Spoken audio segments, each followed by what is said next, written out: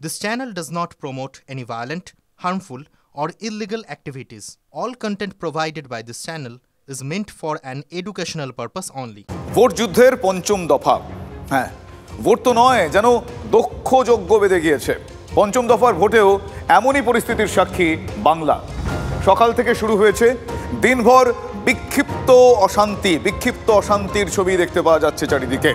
প্রার্থীদের দৌড়ঝাঁপ দেখা যাচ্ছে, কর্মী সমর্থকদের বাকবিতণ্ডা দেখা যাচ্ছে, মারপিট, রক্তঝরা, বাদ গেল না কিছুই। আর সব মিলিয়ে ভোটের এই দফাতেও শান্তির একেবারে দফা রফা। হাওড়া, উলুবেড়িয়া, শ্রীরামপুর, হুগলি, আরামবাগ, বনগাঁ, ব্যারাকপুরে ভোট রয়েছে। সিংহভাগই যে হাই ভোল্টেজ তার বলার অপেক্ষা রাখে না। এরই মধ্যে দিকে দিকে অশান্তির খবর পাওয়া গিয়েছে। বিরোধীদের অভিযোগ, শাসকের সন্ত্রাসী সুষ্ঠু ভোটের পথে বাধা হয়ে দাঁড়িয়েছে। পাল্টা বিরোধীদের দিকে আঙুল তুলতে ব্যস্ত তৃণমূল কংগ্রেস। অভিযোগ পাল্টা অভিযোগে সরগরম বাংলার ভোট পর্ব। দিকে দিকে দিনভর ঘটনার ঘনঘটা।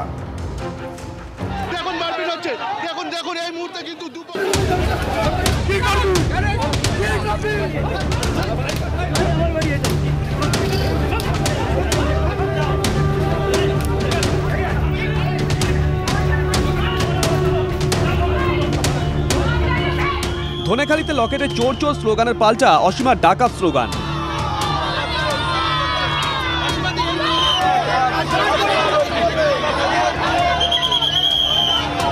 ব্যারাকপুরে বিজেপি প্রার্থী অর্জুন সিংকে লক্ষ্য করে গো ব্যাক স্লোগান।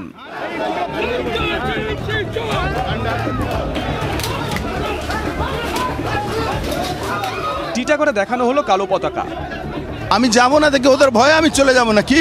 ওখানে এজেন্টদেরকে ঢুকতে দেয়নি, ইলেকশন কমিশনকে জানানো হয়েছে।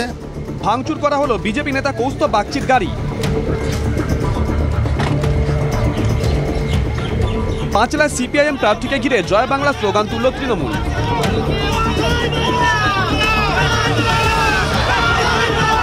লিলুয়ায় বিজেপি প্রার্থী রতিন চক্রবর্তীর সঙ্গে বচসা বাঁধল শাসক দলের।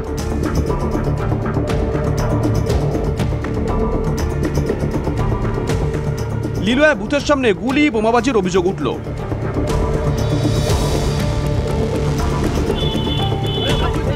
হাওড়ায় তৃণমূল বিজেপি সংঘর্ষে রক্তারক্তি।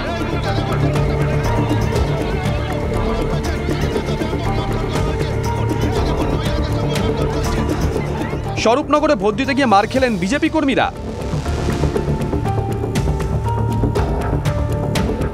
বুথের কাছে জমায়েত হঠাতে লাঠি উঁচিয়ে তাড়া করল কেন্দ্রীয় বাহিনী।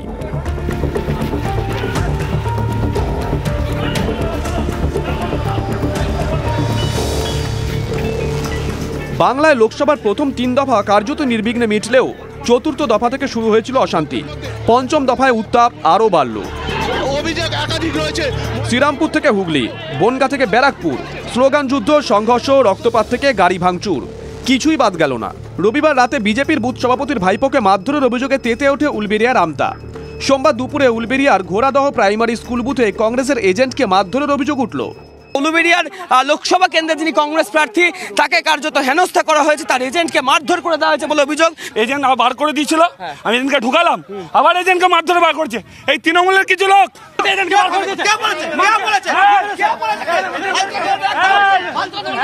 এই মুহূর্তে যে ছবিটা দেখা যাচ্ছে, কংগ্রেস প্রার্থীকে ঘিরে ধরে বিক্ষোভ। কোনো অভিযোগ নেই, এখানে একদম ক্লিয়ার ভোট হচ্ছে, উনি ক্যান্ডিডেট হয়ে হাল্লা করতে এসছে।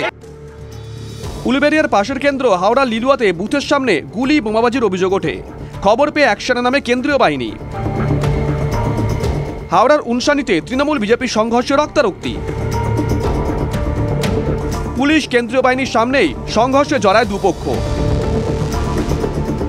হাওড়ার জগদীশপুরে বিজেপি প্রার্থী কবির শঙ্কর বসুর উপস্থিতিতেই তার কর্মীকে মারধরের অভিযোগ উঠল তৃণমূলের বিরুদ্ধে। উত্তপ্ত আরামবাগও। মারখান খানাকুলে রাজহাটি 1 নম্বর পঞ্চায়েতের বিজেপির উপপ্রধান Tapan Bag. Bureau report, TV9 Bangla. বুঝতেই পারছেন অশান্তির আগুন কেমন দিকে দিকে ছড়িয়েছে আজ। তার অন্যতম ছিল কিন্তু আজ হুগলি। দেখাবো আরো একবার আপনাদের। লকেট নিজের গড় রক্ষা করতে পারবেন নাকি জয়ের নতুন রচনা লেখা হবে তা ঠিক করার দিন আজ। আর সেখানেই একেবারে রণংদেহী মেজাজে পাওয়া গেল বিজেপি প্রার্থীকে। ধনেখালি থেকে চন্দননগর কিংবা ভদ্রেশ্বর দিনভর চষে বেড়ালেন এলাকা এবং বারবারই তৃণমূলের সঙ্গে তিনি সম্মুখ সমরে, বললেন চোর, শুনলেন ডাকাত। সে এক কাণ্ড বটে, দেখাই আপনাদের।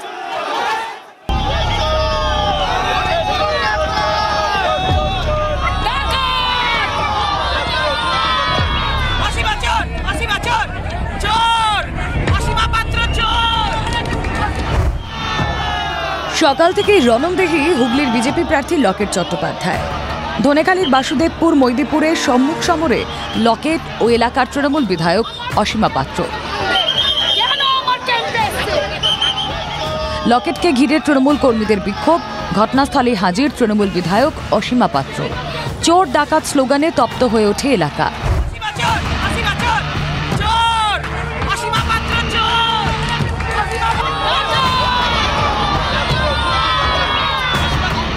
রিগিং, ভোট লুটের অভিযোগ লকেটে। ঘটনাস্থলে থাকাকালীনই লকেটকে ভিডিও কল করেন শুভেন্দু অধিকারী। গোটা পরিস্থিতি জানান তিনি।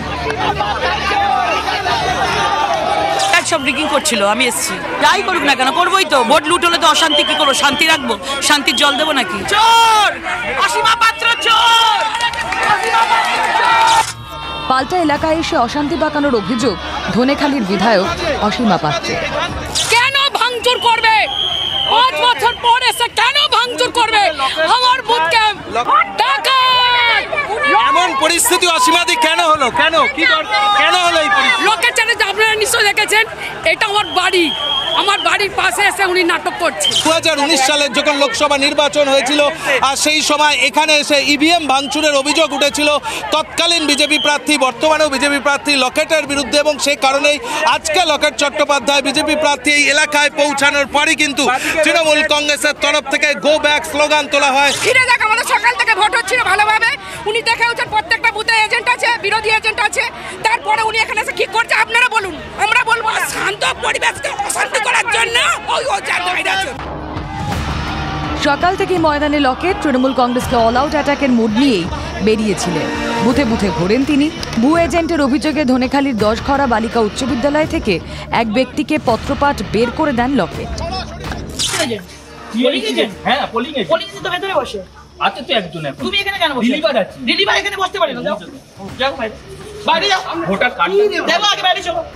সকাল থেকে কোনো না ফর্ম আছে না কার্ড আছে, বড় বড় বাতলা দিচ্ছি, পুরোপুরিভাবে এই চোরগুলো লুট করতে এসছে ভোট। এরা এজেন্ট না, এটা চোর। ধনেখালির একাধিক ভোট সহায়তা কেন্দ্রে পৌঁছে যান লকেট। তার অভিযোগ, তৃণমূলের এজেন্টদের বসিয়ে ভোটারদের প্রভাবিত করার চেষ্টা করা হয়। লকেট চট্টোপাধ্যায় অভিযোগ করছেন ভোটার সহায়তা যে কেন্দ্র রয়েছে সেগুলো আদতে তৃণমূলের হয়ে কাজ করছে এবং একাধিক জায়গাতে ধনেখালিতে তিনি পৌঁছাচ্ছেন এবং এই ভোটার সহায়তা কেন্দ্রে যারা বসছেন সেই সমস্ত আশা কর্মী, আইসিডিএস কর্মী, তাদেরকে তিনি সরিয়ে দিচ্ছেন। ডিএম এর একটা কার্ড দেখাচ্ছে না, এটা পুরোপুরি জাল সই আছে। ডিএম এর দেখানো হচ্ছে সই আছে, কার্ড আছে, ডিএম ওখান থেকে, ওসি এখান থেকে পুরোপুরিভাবে ওখান থেকে কনফার্মেশন দিয়েছেন যে এই সইগুলো জাল আছে। আশা কর্মী কি করছে, লকেট চট্টোপাধ্যায় কি করছে সেটা আমার দেখার দরকার নেই। আমার দেখার দরকার যেন মানুষ সুস্থভাবে ভোট দিতে পারে। ধনেখালির মহামায়া বিদ্যামন্দিরে একই অভিযোগে সরব হন লকেট। সেখানে বিএসএফ এর সঙ্গে বচসায় জড়িয়ে পড়েন তিনি। গোলমালের কারণে কিছুক্ষণের জন্য ভোট বন্ধ রাখতে হয়। সকাল থেকেই ধনেখালির মাটি কামড়ে পড়ে রইলেন লকেট। ক্যামেরায় গৌরবের সঙ্গে প্রদীপ্ত কান্তি ঘোষের রিপোর্ট, TV9 বাংলা।